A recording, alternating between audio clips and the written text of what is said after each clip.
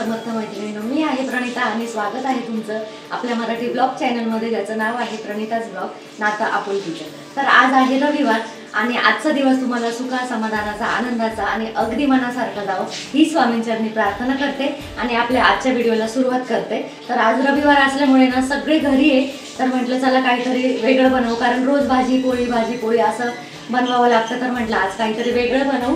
आणि तुम्हाला हे मागे रिकामं दिसत असेल तर याच्यावरची भांडी जी आहेत ना ती सगळी मी रात्री घासली, त्याच्यामुळे ते सगळं रिकामं आहे आणि रात्रीच काच पुसून ठेवली, म्हणजे कसं सकाळी उठोपर्यंत सगळं मस्त क्लीन झालेलं असतं आणि क्लीन पाहिल्यावर एकदम असा उत्साह येतो आपल्याला आवरण्याला। तर आता दिवसाची सुरुवात जी आहे ना, फक्त चहा झाला, तर बघू शकता तुम्ही गॅस वगैरे स्वच्छच आहे। तर आता आणि रात्री म्हटलं भाजी पोळी सोडून काय बनवायचं, तर मग मी इथे ना दही लावलेलं होतं। तर बघू शकता हे दुधाचंच पातेलं आहे, सो त्याला साय लागलेली इथे इग्नोर करा। आणि दुपारी ना मी भिजत टाकलेलं होतं डाळ तांदूळ, तर हा जड पोळपट त्याच्यावर ठेवला, म्हणजे ना जड याच्यामुळे ते छान असं फर्मेंट होईल। हवा बंद राहिलं ना तर पटकन फर्मेंट होतं, त्याच्यामुळे तुम्ही बघू शकता पीठ किती छान असं फर्मेंट झालं आहे मस्त। आणि त्याच्यावर रात्री ठेवलेला पोळपट होता ना तो खूप जड होता, त्याच्यामुळे पूर्ण हवा पॅक झाली होती। तसं तर उन्हाळ्याच्या दिवसात पटकन फर्मेंटेशन होतंच। या पिठामध्ये मीठ टाकते, अगोदर सांबर करते, तोपर्यंत त्याच्यातलं जे मीठ आहे ते मेल्ट होईल छान, आणि नंतर इडल्या पण लावते। तर ते सगळं तुमच्याबरोबर शेअर करते। आणि आणखी दिवसभरात भरपूर कामं आहे, आज सुट्टी असल्यामुळे ना अजून 2 कामं एक्स्ट्राचे आपले उन्हाळ्याचे पण काही कामं असतात, तर ते पण करायचे, पण सगळं तुमच्याबरोबर शेअर करेल। पण त्यासाठी व्हिडिओ स्किप न करता पुढे नक्की बघत राहा। आणि जर व्हिडिओ आवडला तर आता सुरुवातीलाच सांगते, लाईक नक्की करा व्हिडिओला। आणि तुम्हाला सगळ्यांना माहितीच आहे, साक्षीला इडलीपेक्षा डोसे खूप आवडतात, तर तिचं म्हणणं होतं की तू सांबारची तयारी कर, तोपर्यंत मी माझ्यासाठी 2-3 डोसे करते। तर तिला म्हटलं ठीक आहे तुझ्या हाताने कर, तोपर्यंत माझी सांबारची पण तयारी होते। आणि डोसे बघू शकतात तुम्ही, मस्त अशी जाळी पडली आहे डोस्यांना, कारण आपलं पीठ जर फर्मेंटेशन व्यवस्थित झालेलं असेल पिठाचं तर अगदी सुंदर असे डोसे करा किंवा इडली करा, अगदी जाळीदार आणि मस्त होतात। आणि उन्हाळ्याच्या दिवसात नाही एवढा त्रास होत फर्मेंटेशनला, असं हिवाळ्यामध्ये ना जास्त वेळ ठेवावे लागतात। उन्हाळ्यामध्ये तुम्ही 9 तास जरी पीठ ठेवलं ना तरी छान फर्मेंट होतं, आणि हिवाळ्यामध्ये 12 ते 13 तास पीठ ठेवावं लागतं, तेव्हा कुठे ते पीठ चांगलं फर्मेंट होतं। आणि त्यानंतर आपण जे करो, इडली करो किंवा डोसे करो, त्याला छान अशी जाळी पडते। आणि काय करायचं, पीठ जेव्हा आपण ठेवतो ना तर अगदी एअर पॅक म्हणतो ना आपण, अगदी हवा बंद ठेवायचं, म्हणजे कसं होतं पटकन फर्मेंट होतं ते। तर आता तुम्ही पोळपट जर बघितला असेल ना, माझा भरपूर जड आहे, त्याला वेट भरपूर आहे, त्याच्यामुळे ना जड याच्याने त्याच्यात अजिबातच हवा जाण्याचे चान्सेसच नव्हते। आणि अगदीच हिवाळ्याच्या दिवसात सुद्धा जर असं वाटलं ना की नाहीच होते आपलं पीठ फर्मेंट, तर त्याच्यामध्ये ना अर्धा कापून आणि कांदा पिठावरच्या वरती ठेवून द्यायचा आणि झाकून ठेवायचं, तर आरामशीर पीठ फर्मेंट होतं। तर असो, आता तर काही तो प्रॉब्लेम नाही, आता उन्हाळा आहे त्याच्यामुळे काही ते टेन्शन नाही। तर मी आता तिचे डोसे वगैरे झाले तोपर्यंत सांबारची तयारी केली, आणि आता अगोदर इडलीचा एक कुकर लावून घेते आणि दुसऱ्या बाजूला डायरेक्ट सांबार कुकरमध्येच टाकणार आहे मी। अगदी डाळ शिजवा, मग त्याच्यानंतर त्याला फोडणी घाला वगैरे असं काही करत बसणार नाही, जे नेहमीच करते मी। आणि जे नेहमीच तुम्ही माझ्या इडलीचा जो पण व्हिडिओ असेल तो पाहिला असेल ना, तर त्याच्यात मी असं डायरेक्टच सांबार टाकते। आपल्याकडे छोटा कुकर वगैरे असेल ना तर अगदी इझिली होतं सांबार, आणि काढलं कुकरची हवा गेली, काढलं की डायरेक्ट आपलं खाण्यासाठी सांबार तयार असतं। हो, मी थोडंफार पाणी कमी टाकते, कारण ना उतू जातं मग ते, छोटा कुकर असल्यामुळे काय होतं पटकन उतू जातं, म्हणून मग आहे ना पाणी थोडंसं कमी टाकायचं। तर इथे आता मी इडल्या सगळ्या ठेवल्या, आणि त्यानंतर आता इकडे कुकर बघू शकता तुम्ही, कुकरची आहे ना माझ्या, तुम्हाला मागच्या व्हिडिओतच सांगितलं दांडीच तुटून गेलेली आहे। तर माझं काही गावात पण जाणं झालं नाही, कारण ऊनच एवढं आहे, हो काय करणार आहे, उन्हामुळे ना कुठे निघण्याची पण इच्छा होत नाही, आणि त्यामुळे ते दांडी बसवायचं तसंच राहून गेलं। आणि दारावर फेरीवाले येतात ना, तर त्या फेरीवाल्याचा पण कुठे चक्कर नाही झाला, बहुतेक उन्हामुळे येण्याचं पण टाळतात हे फेरीवालेसुद्धा। तर असो, आता मी इथे सांबारसाठी तुम्ही बघितलं असेल, अगोदर मोहरी टाकली तेलामध्ये, त्यानंतर जिरे टाकले, थोडासा आपला लसूण जो आहे ना, आलं आणि लसूण थोडा खलबत्त्यामध्ये ठेचून टाकला, आणि त्यानंतर कांदा टाकला। तर कांदा छान गुलाबीसर होईपर्यंत म्हटलं चला इकडे मसाला काढून घेऊ। तर इथे माझ्याकडे एव्हरेजचा सांबार मसाला आहे, असे एका टिफिन बॉक्स, म्हणजे जो मोठा गुलाबजामचा डब्बा होता हा माझ्याकडे, त्याच्यामध्ये ना आरामशीर बॉक्सेस बसतात सगळे, तर त्याच्यामध्ये मी सगळे मसाले ठेवलेले होते आणि फ्रीजमध्ये ठेवून देते ते सगळे। तर आता अगोदर हिंग टाकला आणि त्यानंतर सगळे आपले बेसिक मसाले आणि त्यात थोडा सांबर मसाला म्हणजे धना जिरा पावडर, आपली लाल मिरची पावडर, कलरची लाल मिरची म्हणजेच काश्मीरी लाल मिरची आणि घरचा थोडासा काळा मसाला टाकला, 1 चमच्याभर, अगदी छोटा चमचा आपला. आणि त्यानंतर आपले जो हा मसाला आहे सांबर मसाला तो टाकला. तर ते सगळं व्यवस्थित परतून घेतलं.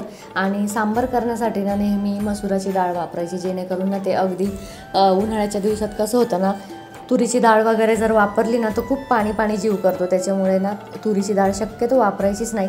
आता मी याच्यामध्ये अगदी नकळत थोडीशी, आपण म्हणतो ना औषधाच्या बॉटलचं झाकण असतं ना, तर तेवढं झाकणभर फक्त मी मुगाची डाळ घेतली आहे, बाकी सगळी मसूर डाळ घेतलेली आहे. तर आता ती मसूर डाळ पण धुवून त्याच्यात टाकली आणि थोडंसं पाणी टाकलं. आता याच्यात चवीनुसार मीठ टाकते, झाकण लावलं, 2 शिट्ट्या काढल्या की झालं आपलं सांबार तयार. मग नंतर हे थोडंसं घट्ट होतं, आपण थोडं नंतर त्याच्यात पाणी वाढवून घ्यायचं, कारण आत्ताच जर पाणी वाढवलं ना तर मग ते परत उतू जातं सगळं ना, त्याच्यामुळे. आणि माझ्या कुकरची अवस्था बघू शकता, त्याची ही दांडी आहे ना ही तुटली त्या दिवशी माझ्याकडनं.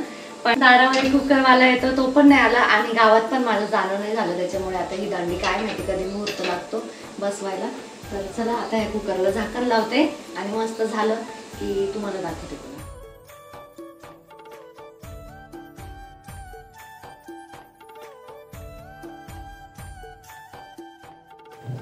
तर बघा छान अशा आपल्या इडल्या झाल्या आहेत मस्त. आता या थोड्याशा गार झाल्या की काढून घेते मी. तर मी बाहेर काढून ठेवल्या म्हणजे पटकन गार होईल आणि किचनचा फॅन लावला म्हणजे ना फटाफट गार झाल्या की लगेच आपल्या इडल्या काढून घेता येतात. आणि इडल्या काढल्यानंतर ना नेहमी त्या उभ्या ठेवायच्या, म्हणजे गरम असतात ना, तर या उन्हाळ्याच्या दिवसामध्ये खूप अशा चिकचिक होतात त्याच्यामुळे ना उभ्या जर ठेवल्या ना तर त्या एकदम हवा पण त्याची निघून जाते. आणि आता बघा मी तोडून दाखवले तुम्हाला, एकदम सुंदर अशी झाली, पण ना खूप गरम आहे इडली. तर असं आता या सगळ्या इडल्या मी पटापट काढून घेते आणि कशा पद्धतीने ठेवते ते तुम्ही पण बघा, म्हणजे त्याची जी हवा आहे ना ती पूर्ण निघून जाते आणि आपल्याला इडल्या अशा एकदम घामाळलेल्या किंवा अशा चिपचिप नाही मिळत असं. तर बघा निघताना पण त्या एकदम व्यवस्थित निघत आहेत आणि जाळी पण बघू शकता, सुंदर अशी जाळी पडली आहे त्याला. तर चला आता या सगळ्या इडल्या पटापट काढून घेते आणि पुन्हा एकदा इडलीचं भांडं लावून देते. ते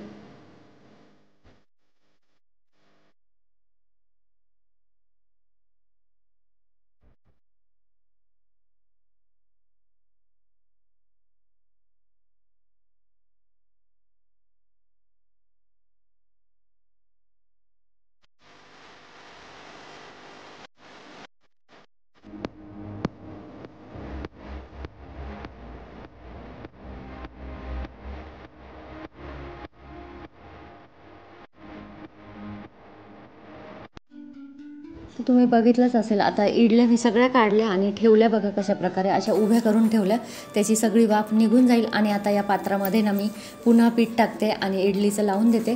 तोपर्यंत इकडे आपल्या कुकरच्या ना 2 शिट्ट्या पण झाल्या.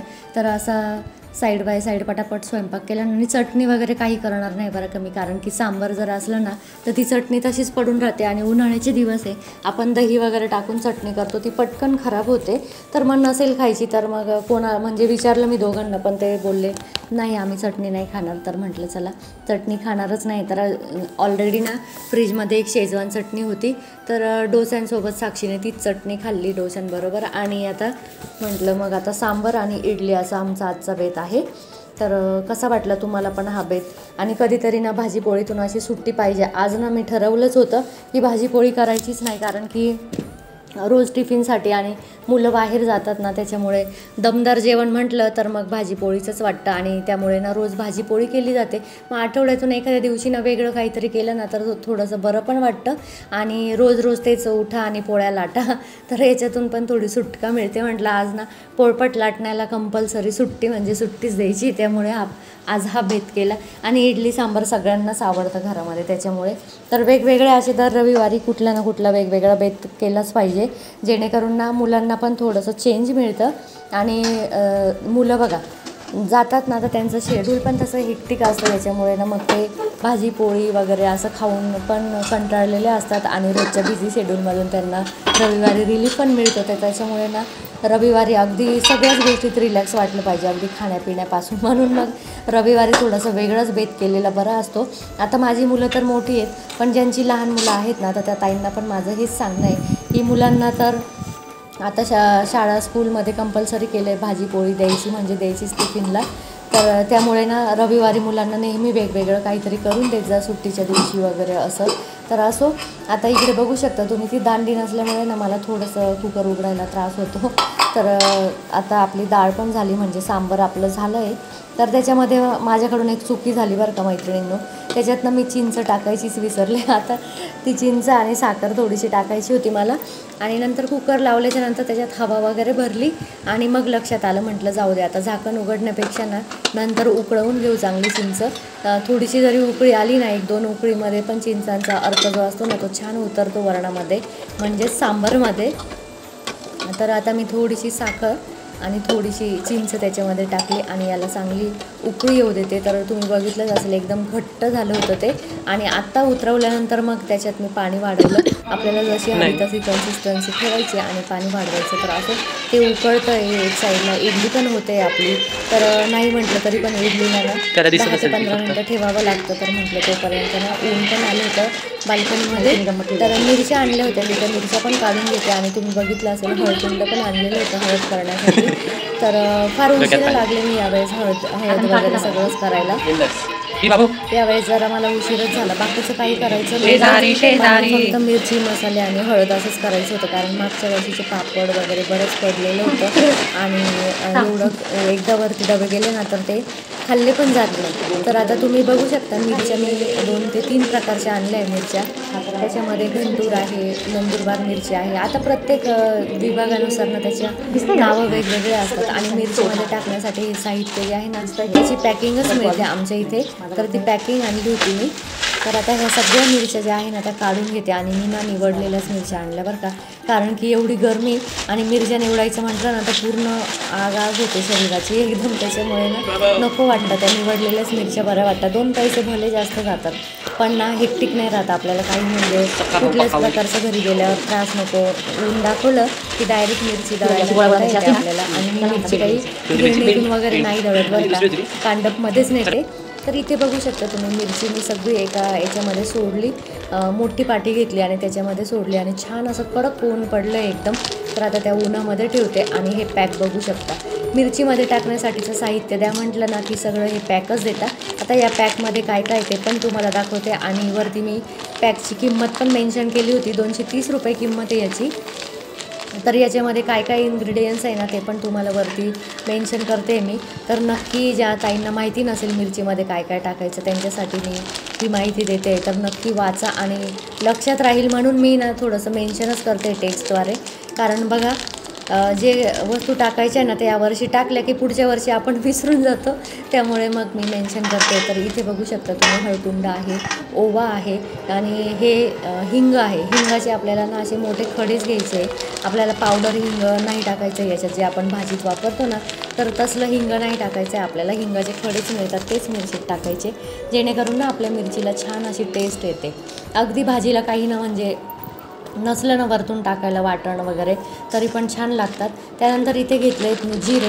तर हे सगळं प्रमाण असतं, हे 100 ग्रामच्या प्रमाणात भेटले. पण हे धणे ना त्यांनी मला जरा जास्त दिले, तर मी एवढे नाही टाकणार आहे, अर्धेच धणे टाकणार आहे. मी अर्धे धणे काढून ठेवणार आहे, मला पुढे मसाला पण करायचा आहे ना, तर त्या मसाल्यात हे धणे कामात येतील मला. तर त्यानंतर धणे अर्धे कापून आणि उन्हात ठेवून देणार आहे. हे सगळंच साहित्य खोबरं वगैरे सगळंच उन्हात ठेवणार आहे. त्यानंतर खोबरं पण जरा जास्त आलं होतं त्याच्यामध्ये, मला ते थोडं, माझ्या 3 किलो मिरच्या आहेत ना, तर त्या मानाने मला खोबरं जरा जास्त वाटलं, म्हणून मग मी इथे ना जवळजवळ 3 ते 4 अशा वाट्या घेणार आहे खोबऱ्याच्या.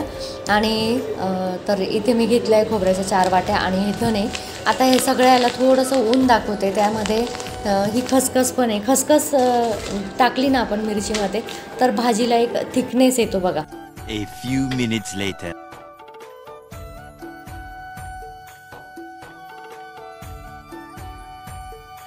आता जेवण वगैरे झालं आणि बराच वेळ झालं जेवण होऊन पण. आणि त्यानंतर ना आता दुपारचा वेळ असा असतो ना की खूप गरम होतं, अगदी फॅनसुद्धा गरम हवा फेकतो बघा. तर उष्णताच इतकी सांगितली, आता अजून पुढचे 4-5 दिवस आहे ना जास्त उष्णता सांगितली, जास्त काळजी घ्यायला सांगितली. तर अशा उष्णतेमध्ये, अशा गरमीमध्ये थंड पेय तर झालंच पाहिजे. तर मी तुम्हाला दाखवलंच होतं की रात्री मी दही लावलं होतं, तर म्हटलं चला आणायचे दही आहेच आपल्याकडे, तर मस्तपैकी आपण लस्सी करूयात. ताक वगैरे रोज पिलेच जातं, पण आज मुलं घरी होते तर म्हटलं चला लस्सी करू मस्त. आणि त्यासाठी ना मी दह्याची म्हणजे दही, आता लस्सी तर सगळ्यांनाच माहिती आहे, सगळ्याच ताई घरी करत असतील, पण तरी पण सांगते की मिक्सरच्या भांड्यामध्ये मी दही घेतलं, चांगलं घट्ट असं दही लावलेलं होतं ते, आणि त्यामध्ये चवीनुसार साखर टाकली, अगदी नकळत असं मीठ टाकलं आणि ते सगळं मिक्सरमध्ये छान फिरवून घेतलं. त्याच्यात पाणी वगैरे अजिबात काहीच नाही टाकलं, कारण की जेवढी थिक लस्सी असेल तेवढी छान लागते. त्यानंतर हे ड्रायफ्रूट थोडेसे किसून घेतले आणि थोडे तुकडे टाकणार आहे.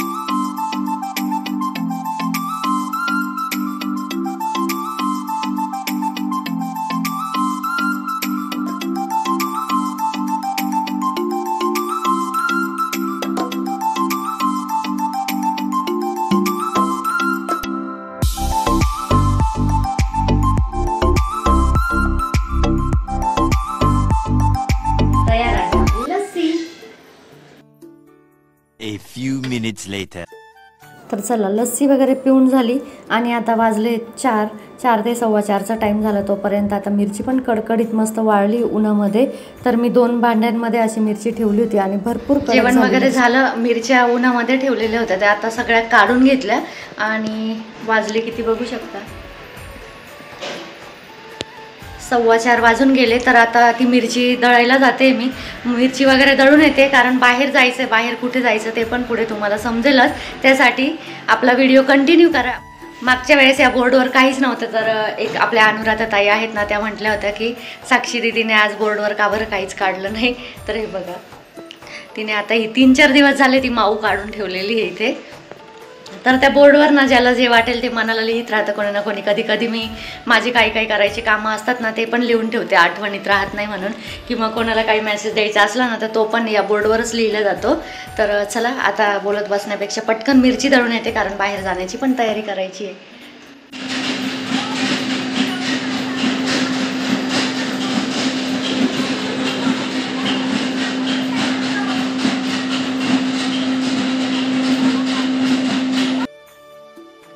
तर इथेच बघा आमच्या घरापासनं अगदी 10 मिनिटाच्या अंतरावर ना हे जय जनार्दन कांडप मशीन आहे आणि तिथेच मी मिरची दळायला आले होते आणि तुम्हाला आमच्या नाशिकचे भाव पण दाखवते.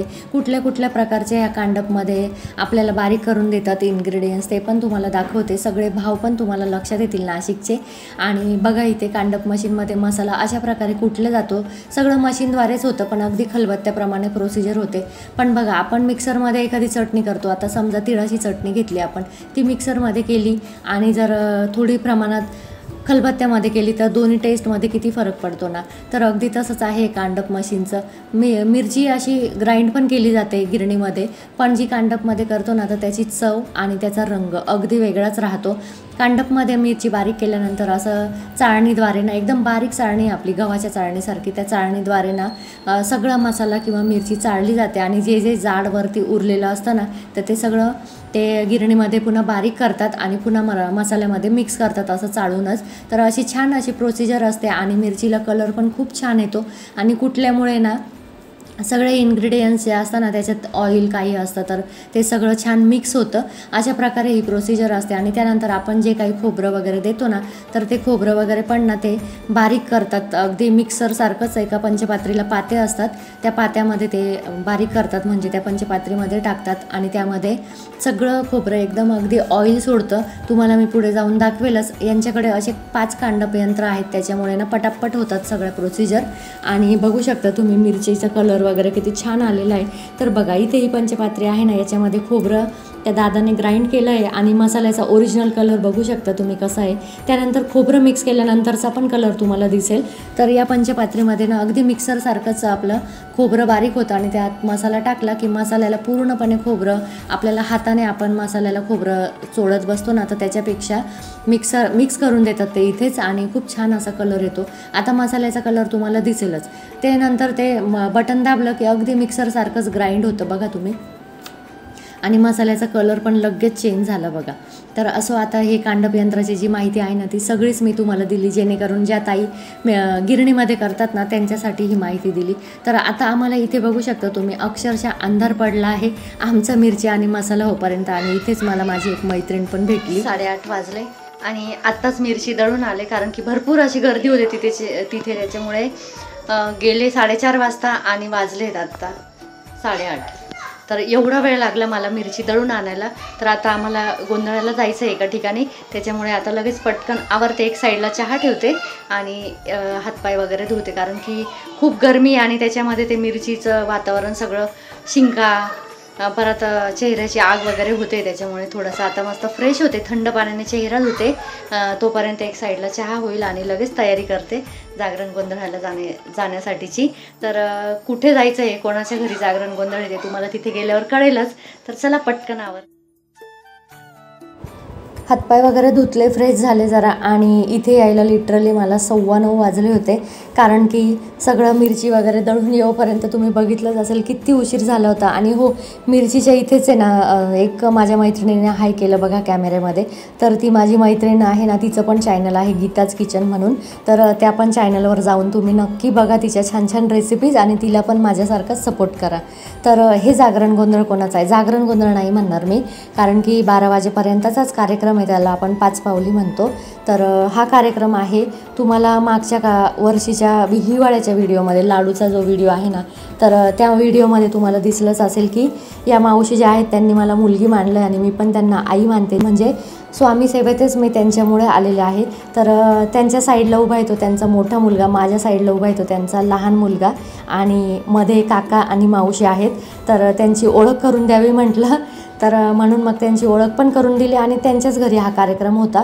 तर इथे बघू शकता तुम्ही, मी मावशींची तर ओळख करूनच दिली होती, पण ज्या खुर्चीवर बसलेल्या आहेत ना त्या त्यांच्या आई आहेत बरं का. आणि आईंचं वय आहे 85 वर्ष. बघा, नवलच आहे ना. 85 वर्षाच्या आजी आज आपल्याबरोबर जागरण गोंधळामध्ये अगदी 12 वाजेपर्यंत जाग्या होत्या बरं का. तर मी इथे बोलण्याचा खूप प्रयत्न केला, पण ना आजूबाजूला ते गोंधळी लोकांचा आवाज होता, आणि त्यामुळे ना माझा आवाज तुमच्यापर्यंत क्लिअर पोचला नसता, म्हणून मी मग ती क्लिप म्यूट केली आणि व्हॉईस ओव्हर दिला. तर आजींचंच सांगत होते मी की आजी म्हणजे 85 वय असताना, म्हणजे जुनं खाणं बघा असं असतं की 85 वय असतानासुद्धा आपल्याबरोबर आहे, आणि नाहीतर आपण एवढंसं काही झालं तर आजारी पडतो. तर मावशी पण ज्या आहेत ना त्या मोठ्या दुखण्यातून बाहेर पडल्या, आणि माझ्या साईडला ज्या पिवळ्या साडीवर उभ्या आहेत ना त्या मावशी, त्या पण मला मुलगीच मानतात बरं का. त्या दोघी पण ना कॅन्सरच्या एकदम मोठ्या दुखण्यातून बाहेर पडल्या, स्वामींचीच कृपा म्हणावी. कारण शेवटच्या स्टेजला असताना पिवळ्या साडीवाल्या ज्या मावशी आहे ना त्या अगदी शेवटच्या स्टेजला असताना या कॅन्सरच्या याच्यातून बाहेर पडल्या, आणि खूप स्वामी सेवा करतात त्या. अगदी म्हणजे सकाळपासून तर संध्याकाळपर्यंत त्यांची स्वामी सेवा चालूच असते. वेगवेगळ्या केंद्रांवर जाऊन मार्गदर्शन वगैरे करतात. आणि आपल्या ज्या मावशी आहेत पर्पल साडीवर बसलेल्या, तर त्या पण कॅन्सरनेच मागच्या वर्षी ना कॅन्सरच्या याच्यातून बाहेर पडल्या, आणि आता त्यांच्या घरी हा जागरण गोंधळ आहे. त्याच्यामुळे ना एवढ्या मोठ्या आजारातून बाहेर पडल्यावर मग खूप जणांनी त्यांना साड्या वगैरे आणल्या होत्या. तर मग त्या साड्या वगैरे नेसवल्या, आणि आम्ही फोटो पण काढले तिथे बरेचसे. त्यानंतर इथे ना आतमध्ये घरामध्ये सवाष्ण जेवायला घातलेल्या होत्यात, म्हणजे सवाष्ण या कार्यक्रमामध्ये जेवायला घालतात बघा. तर त्या सवाष्णांना पण मावशी ओटी भरत होते त्यांची. आणि खरं सांगू का ताईंनो, मावशी इथे ओटी भरतायत ना ते पाहून अक्षरशः डोळे भरून आले होते. कारण मागच्या वर्षी मावशी कॅन्सरच्या रोगाने पूर्ण त्रस्त झालेल्या होत्या. अगदी केमोची ट्रीटमेंट चालू होती ना, तर डोक्यावर एक केससुद्धा राहिला नव्हता, इतकं म्हणजे त्यांना त्या कॅन्सरच्या रोगाने जखडलं होतं. आणि आजपर्यंत त्यांनी ना खूप स्वामींची सेवा केली. तर खरंच हे स्वामी सेवेचंच फळ आहे, आणि कुठलीही सेवा आपण म्हणतो ना व्यर्थ कधीच जात नाही. तर तसं स्वामींनी त्यांच्या सेवेचं, आत्तापर्यंतच्या सेवेचं हे त्यांना फळ दिलं, त्यांना हे जीवनदान दिलं. आणि हे बघून ना मला खरंच डोळ्यात पाणी येत होतं. तर मावशी सगळ्यांची ओटी भरत होत्या. आणि आपण म्हणतो ना जीवन खरंच एक संघर्ष आहे, हेच परम सत्य आहे. कारण जीवनात बघा उपासना ही केली पाहिजे, आचारसंहिता, विचारसंहिता, हे सगळं जेवढं प्रबळ असेल ना आपलं, तेवढंच आपलं पुढचं आयुष्य पण प्रबळ होत चालतं म्हणताना तेच मावशींकडे बघून मला कळालं. तर असो, आता खरंच वाईट वाटत होतं म्हणून तुमच्याबरोबर हे शेअर केलं. त्यानंतर ना आम्ही पण इथे जेवायला बसलो, कारण एक साईडला जेवणाचा पण कार्यक्रम चाललेला होता, आणि गोंधळी वगैरे पण आलेले होते. गोंधळींना पण घरामध्ये जेवायला दिलेलं होतं. तर आम्ही पण मस्त इथे छान असं जेवण केलं.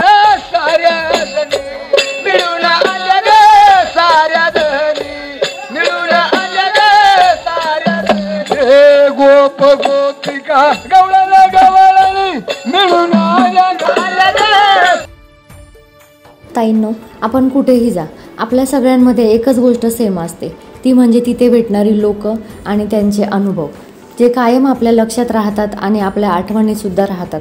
तसाच हा स्वामी सेवेचा अनुभव होता जो मी तुमच्याबरोबर शेअर केला मावशींबाबतीतला. नाहीतर कोणाचं दुखणं शेअर करायला असं योग्य पण वाटत नव्हतं, पण म्हटलं हा जिवंत माझ्या डोळ्यासमोरचा अनुभव मी तुम्हाला सांगितलंच पाहिजे, म्हणून मी तुम्हाला सांगितलं की कुठलीही सेवा ही कधीच व्यर्थ जात नसते. तर असो, हा मला आलेला एक अनुभव होता. आजचा हा दिवस माझा कसा गेला ते तुम्ही बघितलंच. दिवसभराचं अगदी बिझी शेड्यूल होतं आणि ते सगळं मी तुमच्याबरोबर शेअर केलं. तर आठवड्यातला एखादा दिवस असतो असा बिझी. आता इथे 12 वाजले आहेत आणि 12 वाजता खंडेराव महाराजांची आरती चालू झाली. तर मी पण आरती करते आणि इथेच तुमचा निरोप घेते. तर व्हिडिओ जर आवडला असेल तर व्हिडिओला लाईक करा, शेअर करा. आपण उद्या पुन्हा एका नवीन व्हिडिओमध्ये भेटू. तोपर्यंत चॅनल सबस्क्राईब करा. बाय आणि श्री स्वामी समर्थ.